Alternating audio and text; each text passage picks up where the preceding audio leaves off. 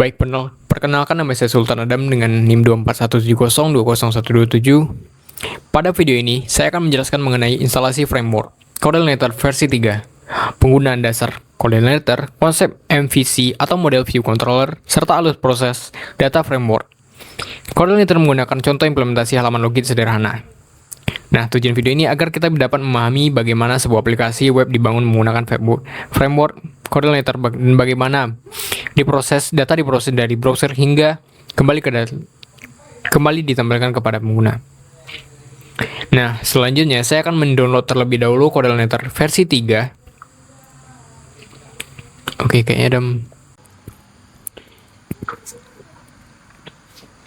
Oke, jika folder telah di-download, proses selanjutnya adalah mengekstrak file yang sudah di-download.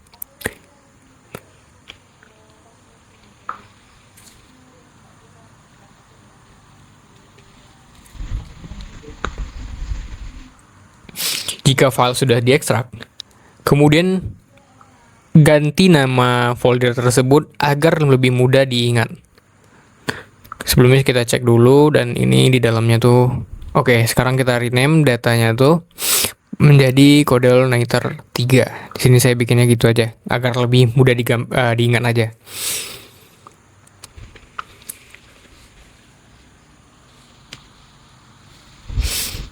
Nah, setelah selesai di rename, proses selanjutnya adalah memindahkan folder tersebut ke dalam XAMPP kita. Di sini saya akan menaruhnya di XAMPP dan masuk ke httdocs-nya. httdocs. Oke. Nah, di sini saya akan nempel filenya.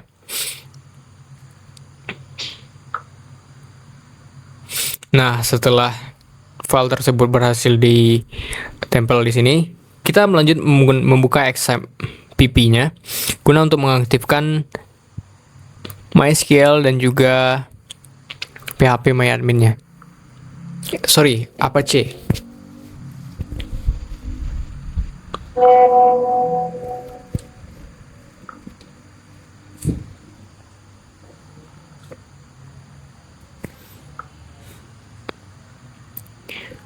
Oke, setelah Apache dan MySQL diaktifkan, kita lanjut membuka VS Code-nya dengan membuka folder dari CodeLinator 3 yang kita rename tadi.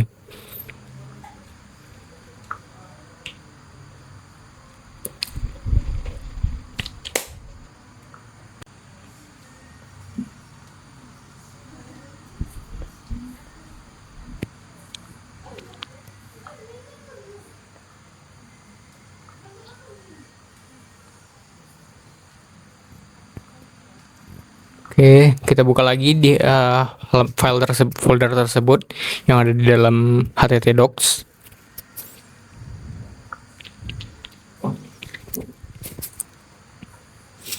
Nah, dapat dilihat bahwa di dalam file ada beberapa file di dalam foldernya. Yang pertama ada application, system, terus ada editor config, ada git-nor, composer, index PHP, license txt, dan readme rst.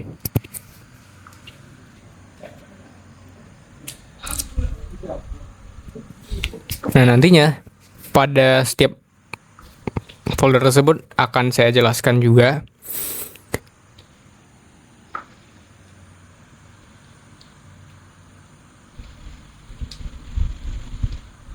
Nah, di dalam application terhadap controllers, yang dimana di dalam controllers ada welcome PHP yang berfungsi sebagai controller. Nah, controller sendiri merupakan penghubung antara view dan model. Tugasnya menerima permintaan dari pengguna, mengatur proses yang diperlukan, kemudian menentukan tampilan yang akan ditampilkan kepada pengguna.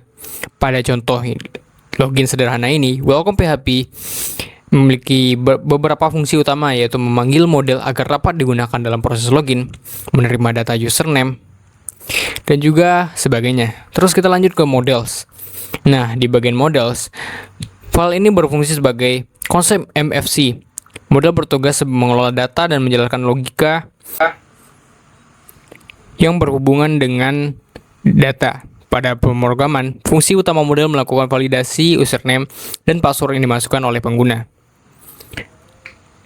Ketika controller mengirimkan data login, model akan memeriksa apakah username dan password yang diberikan sesuai dengan data yang valid.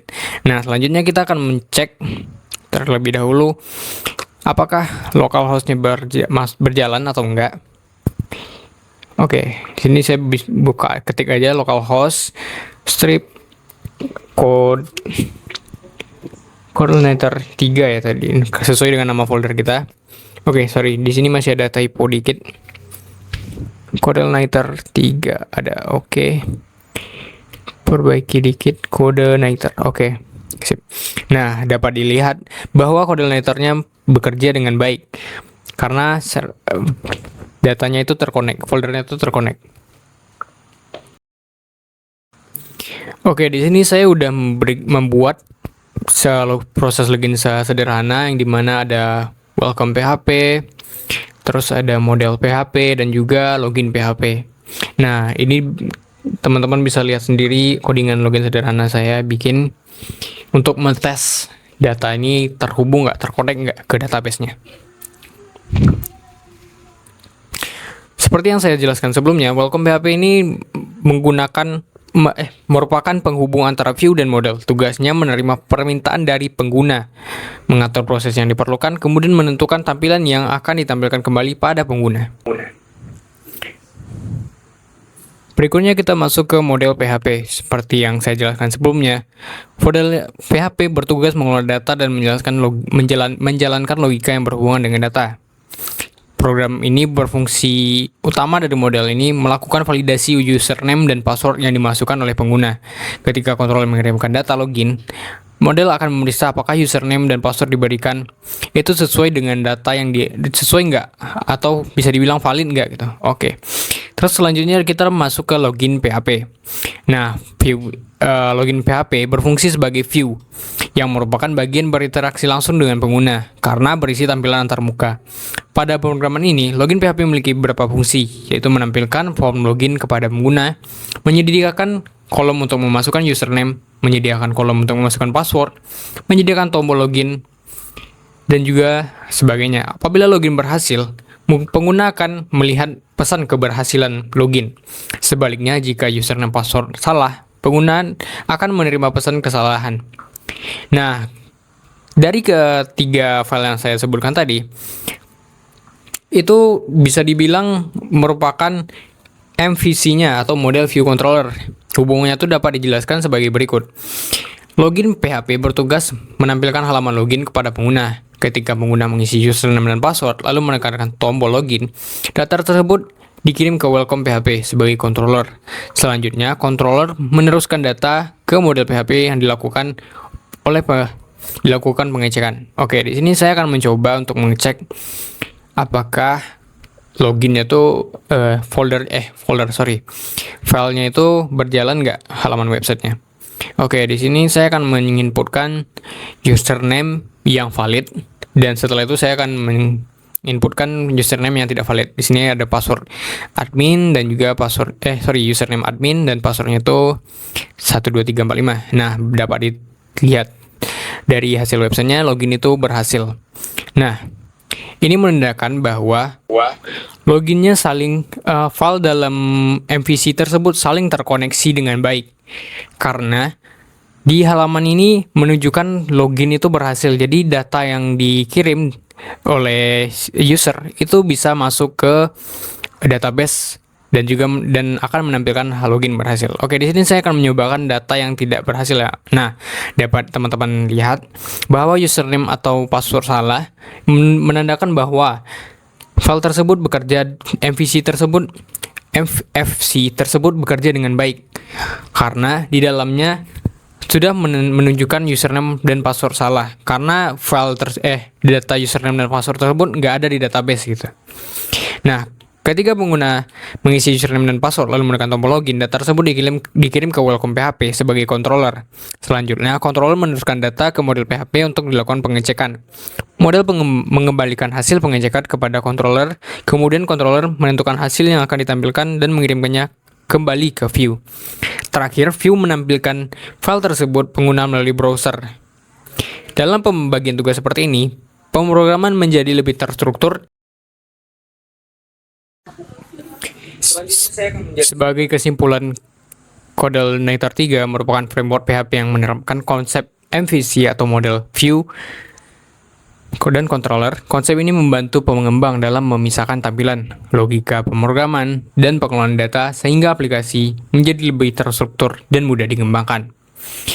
Dari contoh tersebut dapat dilihat bahwa setiap komponen memiliki tugas masing-masing, namun tetap saling terhubung dalam satu alur kerja yang teratur. Melalui penerapan konsep MVC, pengembang aplikasi menjadi lebih rapi, mudah dipelajari, mudah dipelihara, serta memudahkan pengembang dalam melakukan pengembangan fitur di masa mendatang. Demikian penjelasan mengenai instalasi CodeLinator 3 menggunakan penggunaan dasar framework, konsep MVC, serta alur proses login sederhana yang telah saya buat. Terima kasih atas perhatiannya. Wassalamualaikum warahmatullahi wabarakatuh.